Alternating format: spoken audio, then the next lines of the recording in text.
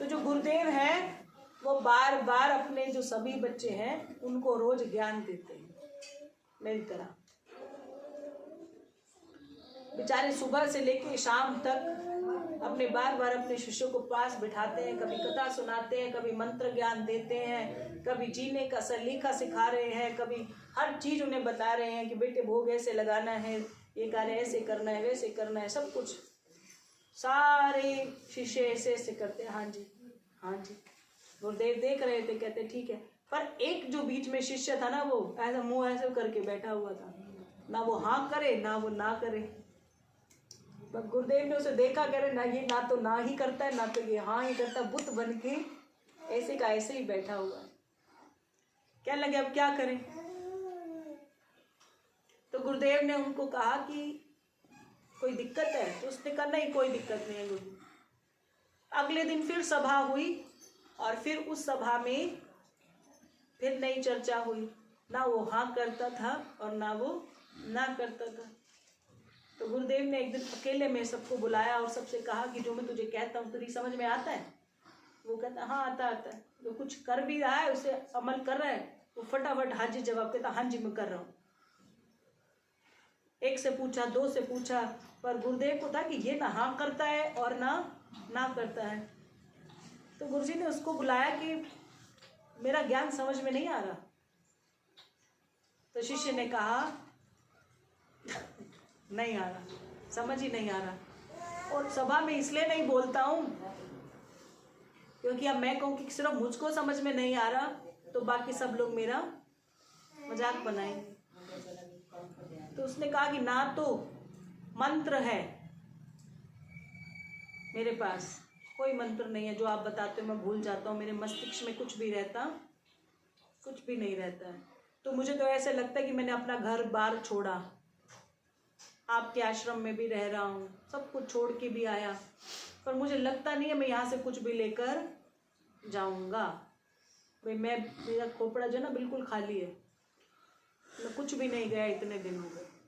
तो गुरुदेव ने कहा कि मैं तुझे 1 घंटे के अंदर अंदर वो सारा ज्ञान दे सकता हूँ जितना मैंने सबको दिया। तो गुरुदेव ने पूछा कैसे? उसने पूछा गुरुजी से। तो उसने कहा कि मैं तुझे जादू से दूंगा। जादू भी तो आता है मुझे। वो खुश हो गया, कह रहे हाँ, कह रहे बस तुझे छोटी सी क्रिया करनी है। तो उसने कहा मैं करता हूँ। तो कहने लगे ये टोकरी रखी है, लकड़ी की टोकरी होती है ना जिसमें फल फूल भी लेके जाते हैं। तो उसने कहा कि तुझे इस पानी के तट से टोकरी पानी की भर के मेरे यहाँ जो पात्र है ना इसमें भरना है। तो शिष्य इतना ही समझदार था, उसने कहा ठीक है हो जाएगा, इतना आसान काम है, क्या मुश्किल है। तो गुरुजी ने कहा कब तक करेगा? ने कहा भी 1 घंटा है, मैं अभी करता हूँ। फटाफट गया, उसने टोकरी उठाई, पानी भरा। संभव है ही कहाँ उसने, फिर भी उसने कोशिश करी, भागता गया। वो एक बूंद भी वो गुरुदेव के पात्र में डाल एक बूंद भी नहीं दे सका। ने 10, 12, 15, 20 चक्कर मारे, हार के वो टोकरी अपने सर पे रख के और गुरुजी के पास बैठ गया। उन्हें ये कैसे काम आपने दिया? ये तो मैं मर भी जाऊंगा ना तो भी मैं यहाँ तक वाला पानी नहीं ला सकता। तो गुरु ने कहा कि भी ये वाली बात पहले नहीं सोची थी, करने से पहले नहीं सोचा था कि जो तुम्हारे पात्रता है वो छेदों से भरी हुई है और मुझ तक लाकर कहीं से कुछ देना है तो तुम्हें कितनी मेहनत करनी पड़ेगी।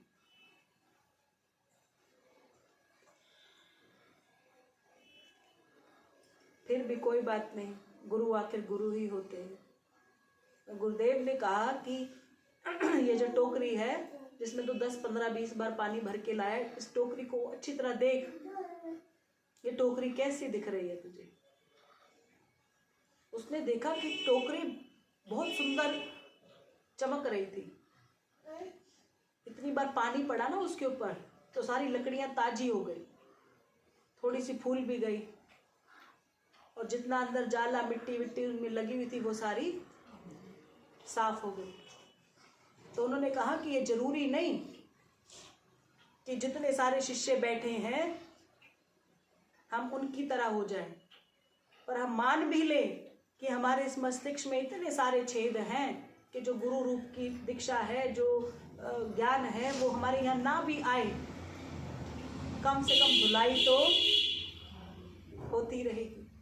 अगर धुलाई भी नहीं हुई फिर गुरु के पास आने का कोई फायदा नहीं है। लेकिन अगर आप गुरु के पास जाओगे तो धुलाई होगी, ये भी बिल्कुल तय है। तो कह दो सच्चे दरबार की। तो ये हम ही को तय नहीं करना, हम तो मान के चल रहे हैं हमारे पास जो मस्तिष्क में हजारों छेद हैं, पानी हम भर के यहाँ से ना भी ले जाए पर रोज धुलाई तो होएगी, थोड़ी सी सफाई तो हमारे शरीर के अंदर जरूर आएगी। पिछले 20 दिन के अंदर अंदर मुझे ऐसा मैं मान सकती हूँ कि बदलाव ना भी आया हो, सफाई तो हो ही रही होगी। कह दो जय माता। ऐसे ही छोटा सा वाक्य और है। अब गुरु को इतना बेचारे को भरोसा हो गया कि ये अच्छी हो गया, ये भी अच्छा हो गया, ये अच्छा हो गया, ये अच्छा हो गया। अंदरूनी भरोसा हो रहा है कि इतने दिनों से उनको ज्ञान दे रहा हूँ तो इसमें से 50 बच्चे तो ऐसे हैं ही कि अगर कहीं ले भी गया वार्तालाप के लिए तो सुकुशल हो। तो गुरुदेव ने एक दिन पूछा कि जितना ज्ञान मैं तुम्हें दे रहा हूँ आ रहा है? अब जो बिल्कुल भरोसे के लायक है भी ये रोज बच्चा आ रहा है तो भी इसको तो आ ही गया हूँ। फिर इस गुरुदेव के पास नया विचार आया। एक शिष्य गया कि गुरुदेव जी अगर आपको कहीं वार्ता के लिए लेकर जाना है ना तो पड़ोस में एक और गुरु भी हैं, मैंने सुना है जो उनके शिष्य है ना वो बड़े खतरनाक हैं। तो गुरुदेव ने कहा कोई दिक्कत नहीं है, मैं उस गुरु से तुम्हारी बात करा देता हूँ और तुम 15-20 दिन की जो है ना ज्ञान वहां से भी एकत्रित करके आ जाओ, उसके बाद वार्ता करा देते हैं। तो उस सब शिष्यों ने कहा कि ठीक है। गुरु भी अपना चद्दर तान के सो गए। 15-20 दिन के बाद एक बच्चा आया, गुरु ने उसे कुछ कहा नहीं। एक आया, 2 आया, 3 आया, उसने इतने सारे भेजे थे जो आखिर में एक रह गया। तो गुरु ने पूछा भी तो आ गया, सब ठीक है? उन्होंने कहा हाँ सब ठीक है। दूसरे से, चौथे से, 8वें से, 10वें से, आखिरी में ये क्यों नहीं आ रहा? बड़े दिन हो गए। जिस दिन उसकी वापसी हुई तो गुरुदेव उठे, खड़े हुए, बाहर आए, सभा बिठाई। तो जो आखिरी वाले को कहा भी तूने तो सब कुछ सीखा होगा वहां से, भाई ये तो 5वें दिन आ गया, ये 8वें दिन आ गया, तू तो पूरे 20 की जगह 25 दिन लगा कर आया। तो उसने बड़ा अच्छा जवाब दिया कि गुरुदेव जो आता था वो भी मैं भूल गया, इसलिए 20 की जगह मैं 5 दिन और वहां बैठा कि शायद जो मैंने पहले सीखा हुआ था वो मुझे याद आ जाए। कह दो जय माता। अगर आपको प्राप्ति किसी एक कथा से नहीं हुई तो आप पूरा का पूरा ब्रह्मांड का ज्ञान अंदर उतार लो। आप आगे चलोगे तो पीछे का भूलते चले जाओगे, क्योंकि तुम पाने की इच्छा रखोगे तो आप कुछ भी पा नहीं पाओगे। अगर सीखने की इच्छा रखोगे तो आप सीखते चले जाओगे। तो जो लोग सिर्फ ये सोचते हैं कि कुछ पूछेंगे, बताते हैं, नहीं बताते, अरे कब तक बताएंगे? बताते तो तुम भी संसार को हो, बाहर जाकर अभी बताओगे नहीं। कौन व्यक्ति ऐसा है जो बता नहीं सकता? लेकिन जब तक आप भगवान की परिभाषा को ही नहीं समझोगे कि अगर आपको एक ईश्वर रूप में नहीं दिया तो आपको पूरे ब्रह्मांड की अपार शक्तियां भी मिलकर आपका कल्याण नहीं कर सकती, और बल्कि एक जगह पर जो प्राप्त किया है जब दूसरी जगह पर जाओगे तो ना वहां से लेकर आओगे, बल्कि जो अपना भी था वो भी आप सब कुछ छोड़ते चले जाओगे। कह दो जय माता दी, बोलो सच्चे दरबार की जय। ऐ माई मेरी सचिया जोता वाली माता तेरी सराय। बेटी यहाँ पर बेल बजने के 500 रुपए का जुर्माना है। मैं इतना बड़ा मंदिर 500 से बना रही हूँ। हाँ, फोन है ना, इसकी आवाज कम होती नहीं है तो मैं 15-20 हजार लेके ही उठती हूँ यहाँ से। कह दो जय माता दी। पूजा स्थल हमें अच्छा बनाना है, पर इस बात का भी उतना ही ध्यान रखना है कि जब भी आप माँ को बुलाओगे, माँ अपने कई रूपों में आपके पास आने को बिल्कुल तैयार बैठी हो। केवल आपको बुलाना है। अगर बुलाया ही नहीं तो वो भी आने वाली नहीं है। देखती जरूर रहेंगी, पर जब तक आप बुलाओगे नहीं, उनको भी आने का कोई मजा नहीं है। हालांकि वो धरती पर आने के लिए आ तो रहती हैं, पर किसके घर, किसके मंदिर में, जिसका आचरण बहुत अच्छा होता है, अन्यथा नहीं आती। ऐसा मुझे अपने अनुभव से लगता है। चेक कर रहे शेर हवाली जी दा। और माँ को हम क्या दे सकते हैं? कुछ भी नहीं। हमारे पास तो एक ही है, वही हम है कर्ता, और हमारे पास है हमारा बनाया हुआ भाव। और आज से दिल टूटने का फिक्र नहीं करना है, क्योंकि दिल तुम्हारे पास है ही नहीं। है दिल तुम्हारे पास? देखा है किसी ने अपना दिल? कहते हैं हम जन्म लिया और अब मर भी जाएंगे, पर हम अपने दिल को कभी देखते नहीं है। पर जब भी रोते हैं तो कहते हैं सामने वाले ने मेरा दिल तोड़ दिया। और उस टूटे हुए दिल का भी एक टुकड़ा हमारे पास नहीं है। तो दुख होने का कितना अच्छा तरीका है। बस किसी ने आप पर भरोसा नहीं किया तो आपका दिल टूट गया। बच्चों ने आपकी बात नहीं मानी और आपका दिल टूट गया। औरत ने आदमी को पैसे नहीं दिए तो औरत का दिल टूट गया। तो बस जो भक्त है उसका दिल आज के वचनों के बाद फिर नहीं टूटेगा, क्योंकि हमने अपना दिल अपने ईश्वर को अगर दे दिया, अपनी महामाई आदि शक्ति को दे दिया, तो माँ हमारा दिल कभी भी नहीं तोड़ेगी। बस भरोसा, जो दो संबंध बनते हैं ना, तो भगवान और भक्त के बीच में जो संबंध है उसे सदैव सदैव सदैव निभाना। मांगने की जरूरत नहीं है, ये सब कुछ दे देती हैं। तो नए बच्चों को छोड़कर पुराने वालों के लिए यही बात अटल है कि बार बार मांगेंगे नहीं, उसको देना आता है। बस हमें अपनी ही पात्रता को ऐसा बनाना है कि वो हमें भरपूर दे।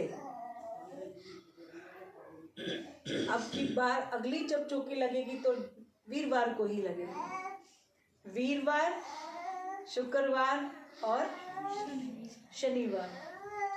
तो अब ऐसा ना हो कि 3 दिन में पिछली बातों को भूल जाएं, तो आप बार बार उन्हें सुने। तो आपको बार हम एक ही चालीसा को 10 बार पढ़ेंगे तो 10 बार अब नया ज्ञान पाएंगे। ऐसा नहीं सोचना कि मैंने एक कथा को पढ़ लिया तो मेरी वो समझ में भी आ गई और वो मैंने अपने हृदय में उतार ली। जब तक आप उसके साथ प्रैक्टिकल नहीं करोगे आपको पता नहीं चलेगा। तो आज से डिसाइड करके चलना, या तो दिल पहले टूट टाट चुके हैं तो फिर इनको देने के लिए कुछ भी है नहीं। गृहस्थ आश्रम सबसे बड़ा आश्रम है, क्योंकि भगवान शिव माँ पार्वती के साथ, प्रभु गणेश और कार्तिकेय के साथ इस ब्रह्मांड में विराजमान है। कहते हैं पार्वती वो जो पहाड़ों में रहती है और काली वो जो धरती पर विचरण करती है, क्योंकि जहाँ सुख है वो पहाड़ ही है। जाते ना हिल स्टेशन, कितना अच्छा लगता है। तो 10 दिशाओं में वहाँ माँ पार्वती का वास है। और ऐसे ही लोग बड़ी ही तुच्छ शब्द बोलते हैं, ऐसा उसमें काली माता आती है, उसमें ऐसा, ये ऐसे नहीं बोलना चाहिए, क्योंकि हम इतने भी अभी लायक नहीं है कि इनकी महिमा को समझ सके। तो इनको कहकर अपने शब्दों से इतना छोटा मत करो कि आप खुद ही इतने इनकी नजरों में छोटे हो जाओ। माँ किस रूप में आती है ये सब जानते हैं, लेकिन माँ का जो काली रूप है वो धरती पर विचरण करता है, क्योंकि उनका जो कार्य है वो कल्याण के लिए है। जब आप याद करोगे वो आपको किसी भी रूप में आपको प्राप्त अवश्य हो जाएंगे। बेटे इधर भी बहुत जगह है, इधर आ जाओ मेरे प्यारे बच्चों, आप इधर भी आते चले जाओ। कह दो जय माता दी, जय माता दी। सभी करे शेरावाली जी दा बोल साचे दरबार की जय। माँ के ही हृदय में सब कुछ विराजमान है, इसलिए किसी भी तरीके के शब्दों का अपने धर्म में ऐसा इस्तेमाल नहीं करना जिससे आपका धर्म अपने कद से नीचे की ओर आए। अच्छे शब्दों का इस्तेमाल करना है। जिसके पास महामाई का ध्यान हो जाता है ना, उसके पास ज्ञान की भी कोई कमी नहीं रहती। तो आप सब भी जब माँ का ध्यान करेंगे तो माँ की ज्ञान की आपके पास कोई कमी नहीं रहेगी। यानी किसी के साथ द्वेष नहीं करना, किसी के साथ लड़ाई नहीं करनी, मस्त भाव के साथ रहना है। कोई कुछ कहे ये भी परीक्षा है, बार बार परीक्षा होती है भगवान के समक्ष, लेकिन हमें विजयी भव होना ही होना। और विजयी भव जो हो जाते हैं उनका कल्याण सुनिश्चित है। इसलिए हमने कहा कि ओम शक्ति जय मां शक्ति, है ना। 3 मिनट का एक उच्चारण करते हैं, फिर बारी बारी करके सबको प्रसाद देंगे। जय करे शेरावाली जी दा।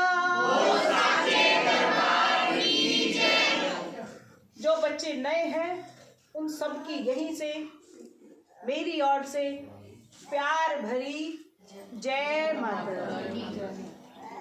यानी वो भजन है जिसमें कहते हैं कि मिश्री से मीठा तेरा नाम।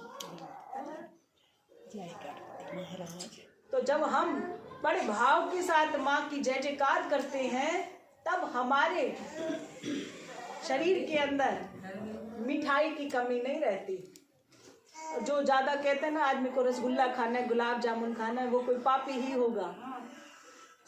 नहीं तो ये तो इतना मीठा नाम है कि आप जितना ज्यादा इसको जपोगे आपकी भूख प्यास भी कम होती चली जाएगी।